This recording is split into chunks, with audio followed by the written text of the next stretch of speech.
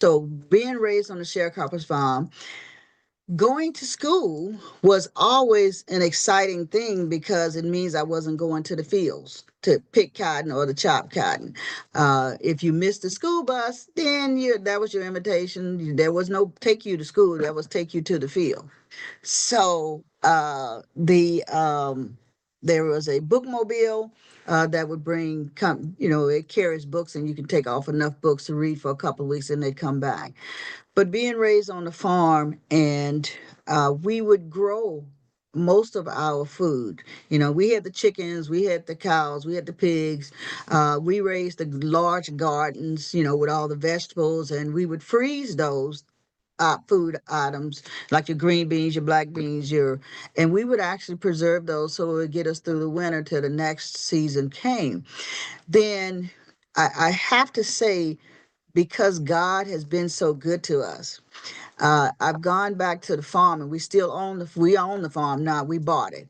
I've gone back to the farm, and a lot of the fruit trees that produce an abundance of resources, like your pear trees, your plum trees, your persimmon trees, your dewberries, which are blackberries, but we call them dewberries. Most people call them blackberries. Those was in abundance, and we would pick those and we would preserve those, and we would make our jelly, and we would preserve our pears and the peaches and plums and tree fruit like that. We also had a pond that we never stocked, but it always had fish in it. And so when the scripture says God will provide, I am a living testimony that God did provide, because when we go back there now, those trees are not producing as much fruit as they were then, because really there's not the population there to utilize that.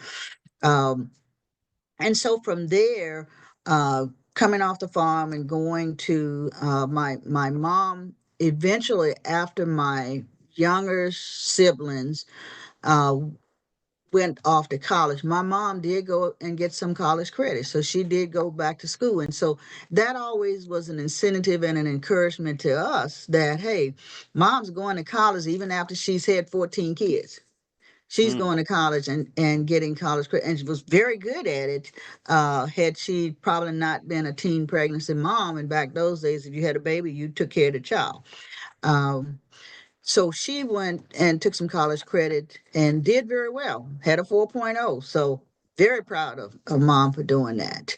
And eventually she started working at the school lunch room, preparing food for students for school lunches.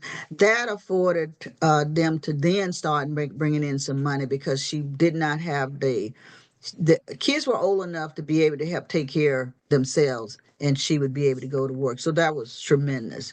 We had a lot of She had a couple friends who also provided support.